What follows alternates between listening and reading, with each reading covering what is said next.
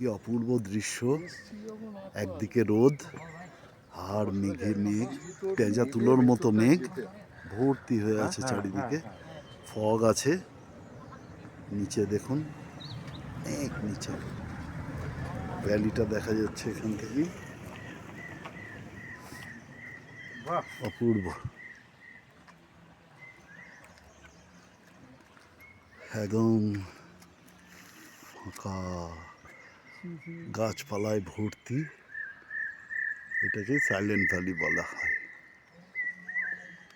ঝাউ গাছ, পাইন গাছ, নানা রকম গাছ, সব অপূর্ব অপূর্ব, লাভলি।